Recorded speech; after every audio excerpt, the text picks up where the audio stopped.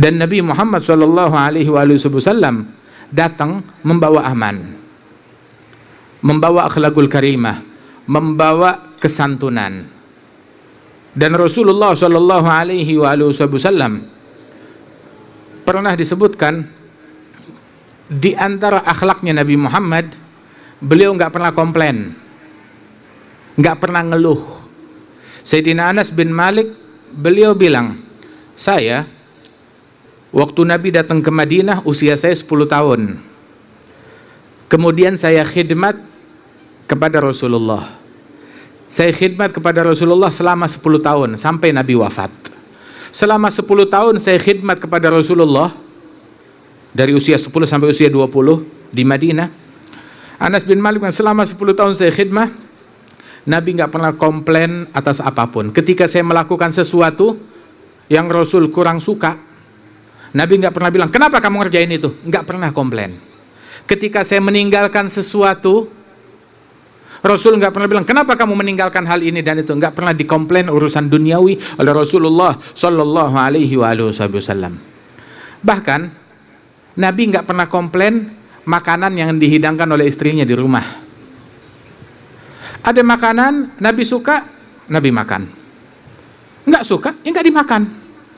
Sekali dihidangkan biawak, sejenis biawak yang memang halal di sana. Makan beberapa sahabat, dihidangkan di hadapan Rasul Sallallahu Alaihi Wasallam. Nabi nggak makan. Bilang, ya Rasulullah, kenapa nggak makan? Apa ini haram? Dia bilang enggak. Terus kenapa nggak makan? Gal innahu laysa min ardi qaumi.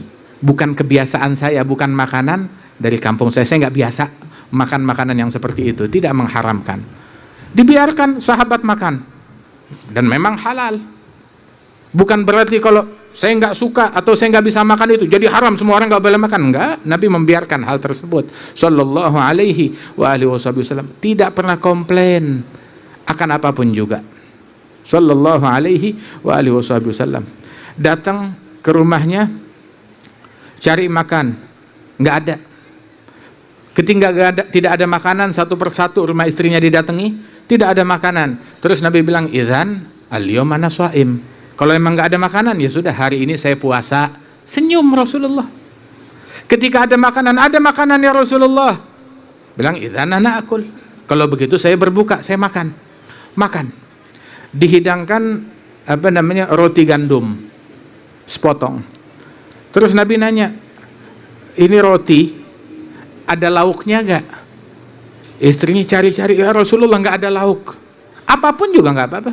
Bilang ada sedikit cuka khal, dihidangkan cuka sebagai lauk buat roti yang dimakan.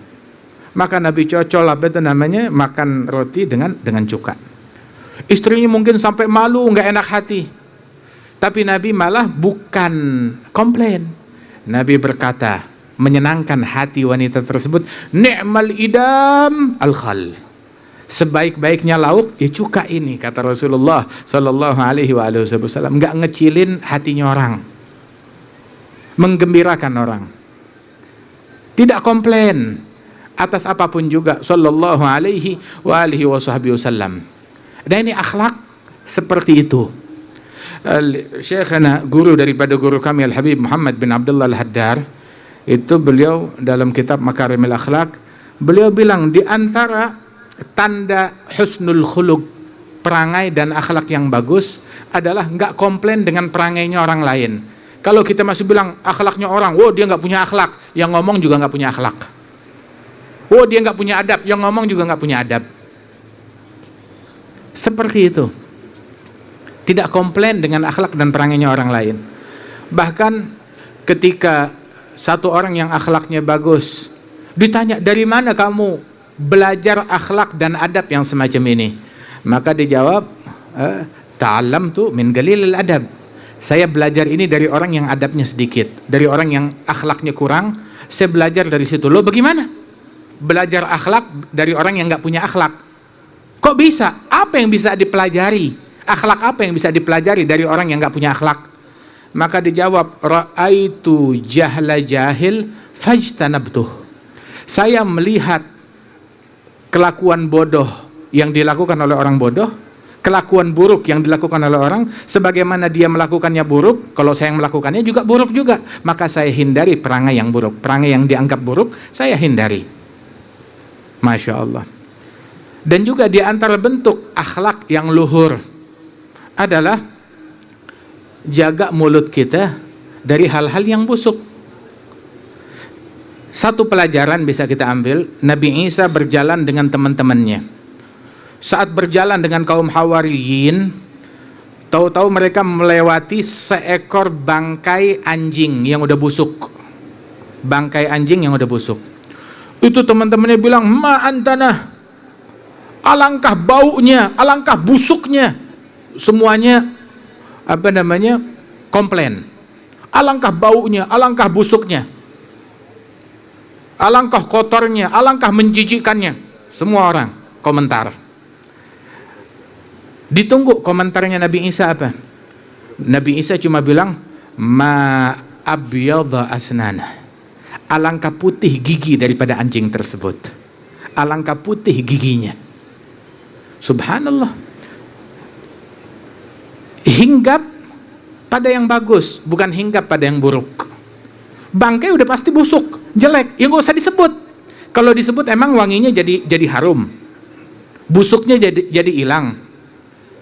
Tapi Nabi Isa cuma bilang alangkah putih giginya, itu doang. Ala nabiyina wa alaihi afdhalus shalah wa azkat taslim. Walidzalik kita diajarin akhlak oleh Rasul sallallahu alaihi wasallam, jangan hinggap pada keburukan orang lain. Hinggaplah pada kebaikan orang lain. Kalau mau cari-cari keburukan orang, kita semuanya punya keburukan. Saya punya keburukan, semua punya keburukan. Coba di sini siapa yang nggak punya keburukan? Kalau ada yang tunjuk tangan, keburukan yang paling buruk, ngerasa diri nggak punya keburukan. Itu keburukan yang paling buruk. Semua orang punya kekurangan. Nggak ada yang nggak punya kekurangan. Tapi kita ini adalah orang yang ditutupi kekurangan kita oleh Allah. Maka jangan kita saling ngebongkar kekurangan orang lain. Jangan kita hinggap pada kekurangan orang lain. Hinggaplah pada kelebihan orang lain. Sebutkan kebaikan, jangan sebutkan keburukan. Ulama punya kekurangan, iya, tapi juga punya kelebihan. Pemerintah punya kekurangan, juga punya kelebihan. Di antara salah satu kelebihannya, alhamdulillah kita bisa kumpul begini aman, disupport, kita ibadat aman, kita ke masjid aman, subhanallah, kita diberikan kemerdekaan yang semerdeka-merdekanya, kebebasan dalam menjalankan agama kita, nikmat dari Allah subhanahu wa ta'ala, alhamdulillah, nikmat dari Allah ta'ala. Kekurangan, siapa sih pemerintahan mana yang gak ada kekurangannya? Sebutkan negara yang gak ada kekurangannya, sebutkan. Eropa kita cuma nonton dari televisi doang.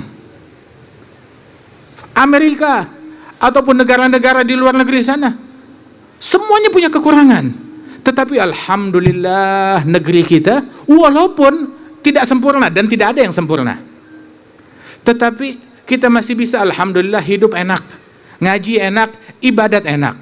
Kita syukurin ini nikmat.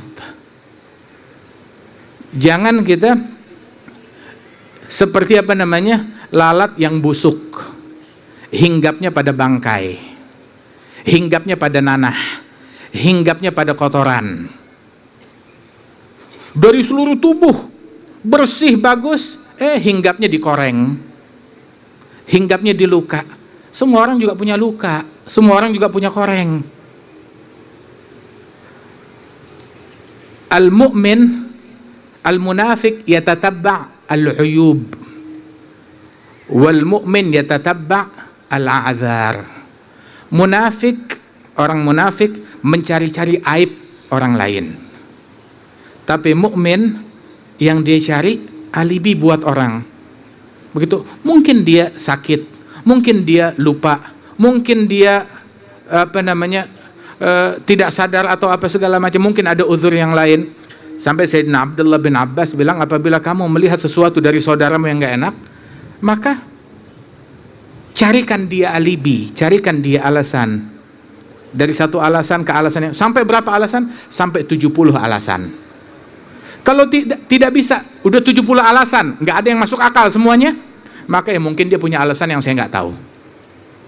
Husnudzan, sangka baik kepada orang. Nabi ditanya, ya Rasulullah, kam na'fu an khadim.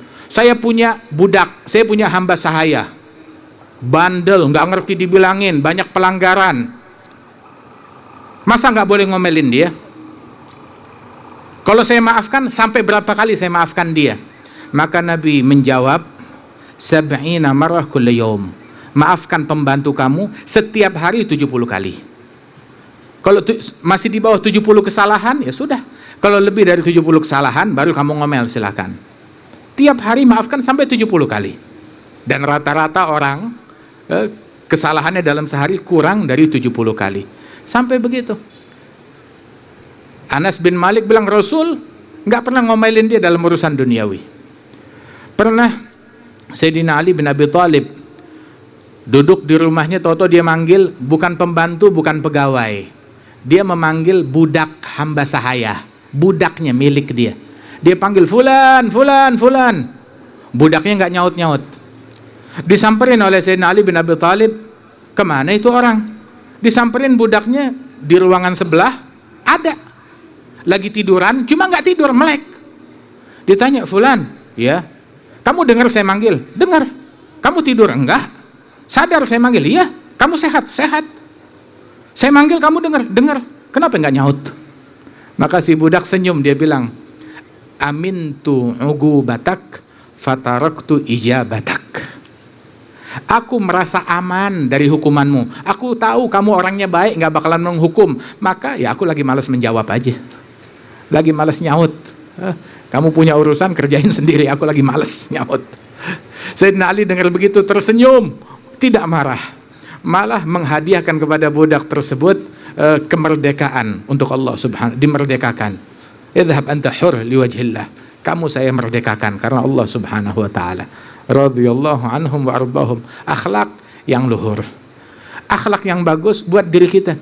Ilmu banyak, kalau nggak ada akhlak nggak ada gunanya ilmunya. Sebab ilmu tersebut, al-ilmu bil amali yazku wa bil ahwali wa laysa bil agwali wa kathratil jidali. Al-ilm khasyah kulluh yu'raf bidzaka ahluh. Ilmu itu dengan amal, dengan praktek, dengan akhlak. Nabi sampai bilang, innama bu'itsu mu'allima, saya diutus sebagai muallim, pengajar. Juga Nabi Muhammad bilang, innama bu'itsu liutammima makarimal akhlak, menyempurnakan akhlak. Ilmu dengan akhlak. Kalau nggak ada akhlaknya, ya percuma. Akhlak, mulut kita jangan ngatain orang, jangan gosipin orang. Nah tadi ini bagus disampaikan di mimbar ini, di tempat ini, dukungan dari pemerintahan kepada acara-acara maulid di Bogor, di Jawa Barat, di seluruh Indonesia. Alhamdulillah, kita sampai Papua aja disupport. Sampai Papua disupport buat bikin acara maulid. Diberikan ke lapangan, enak ini negeri. Subhanallah, disupport. Nah tapi maulid namanya maulid Nabi, yang dibahas Nabi Muhammad. Bawakan akhlaknya Nabi, sifatnya Nabi, perangainya Nabi. Tiap kita hadir majelis, hal apa tentang Nabi yang bisa saya bawa pulang ke rumah saya? Itu maulid Nabi. Bukan maulid Nabi yang dibahas politik, yang dibahas pejabat. Maulid Nabi bukan maulid pejabat.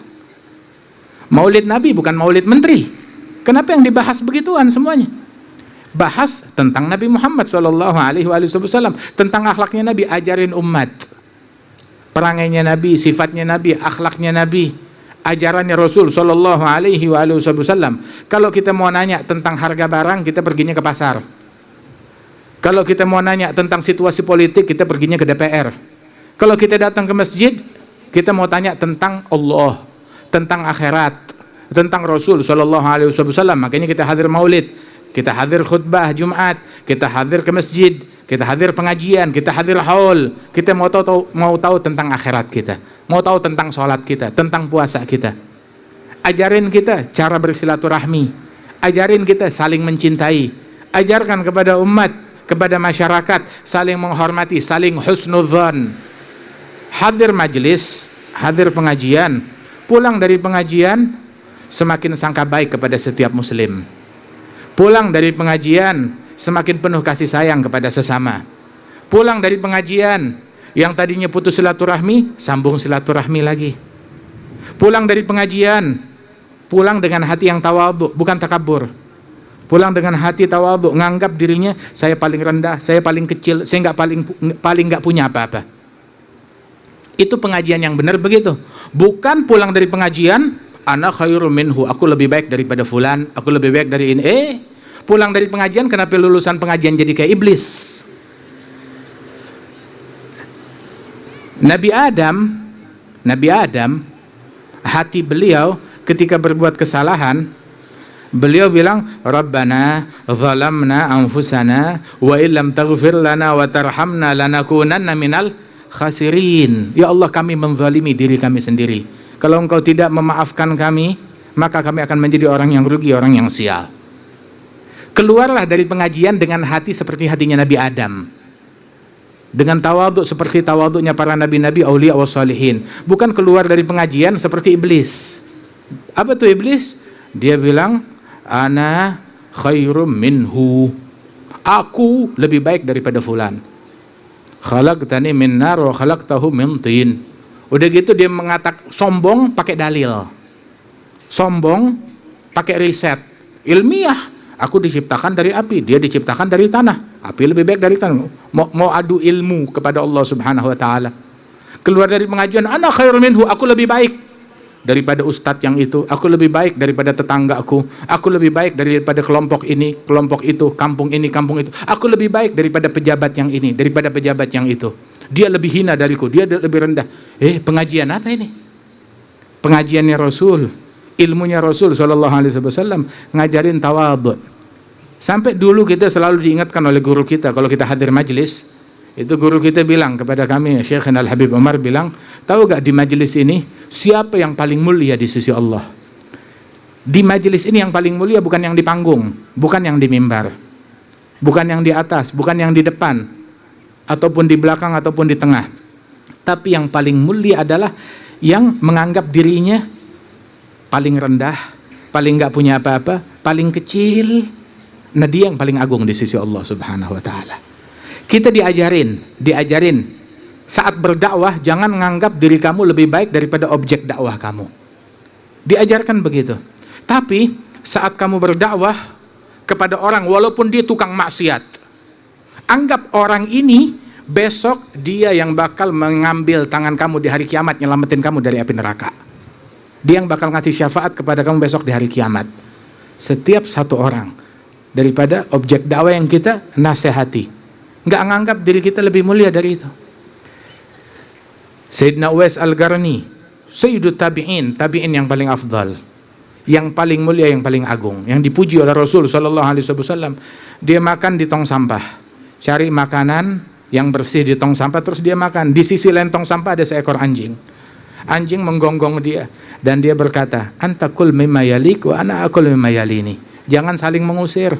Kamu makan bagian kamu, saya makan di sisi yang dekat dengan saya. Ya. Hatta terhadap anjing santun dan berakhlak. Bahkan terhadap anjing santun dan berakhlak.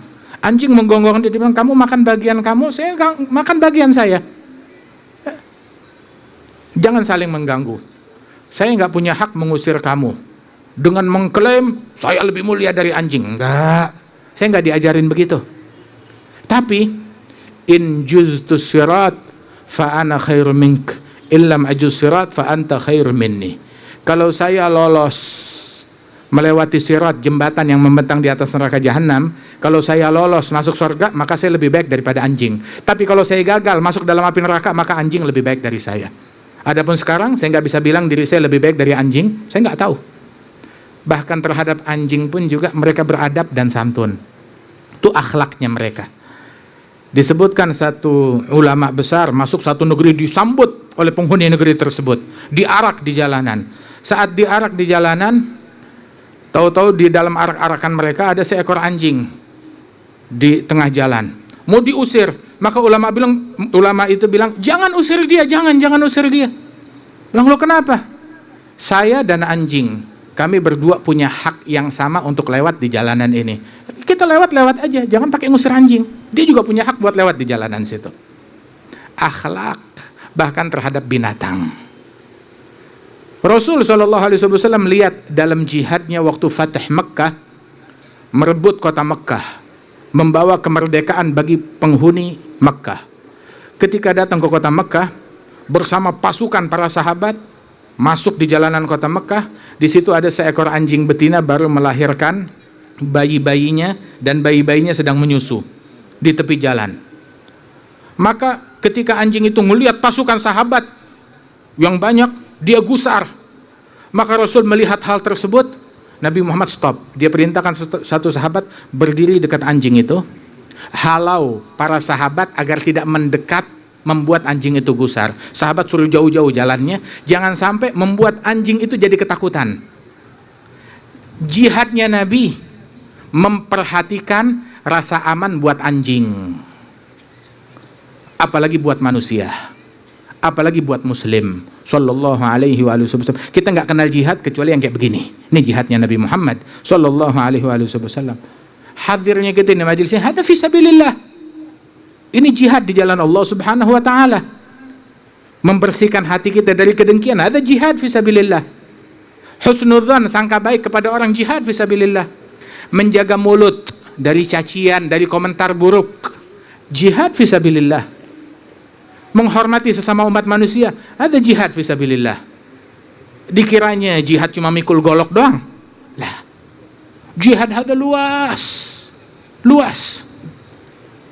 Dan dengan aturan yang diatur oleh Rasulullah sallallahu alaihi wasallam. Karenanya itu alhamdulillah, sungguh hal yang baik. Mudah-mudahan hal yang semacam ini bisa dicontoh di tempat-tempat lainnya, di instansi-instansi lainnya bisa mencontoh kegiatan yang semacam ini. Maulidnya Nabi Muhammad insyaallah makin makmur. Berkat maulid diangkat bala musibah. Berkat maulid Nabi dijauhkan pandemi dari negeri kita. Berkat maulid Nabi Muhammad sallallahu alaihi wasallam dijauhkan kita dari bencana. Berkat maulid Nabi Muhammad SAW diberikan keamanan, kedamaian, rukun dalam hidup bersama. Dan Allah Subhanahu wa ta'ala insyaAllah memberikan ampunan dan pertolongannya insyaAllah untuk negeri kita, negeri yang kita cintai, negeri Indonesia ini dijaga oleh Allah Subhanahu wa ta'ala. Dan Allah Subhanahu wa ta'ala memberikan keberkahan kepada para tokoh masyarakat, para pemimpin-pemimpin kita, dan juga para ulama kita, para kiai kita, para habaib kita, dan semua yang hadir, dan semua yang memiliki niat baik memberikan manfaat kepada masyarakat.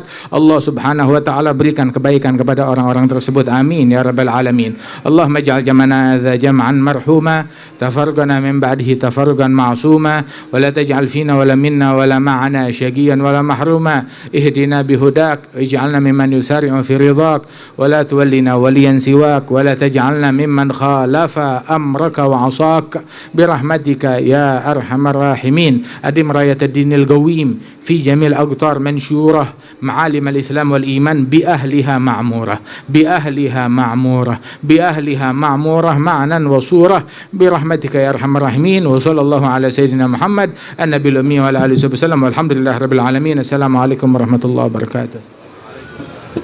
Waalaikumsalam warahmatullahi wabarakatuh. Masya Allah, hadirin rahimakumullah.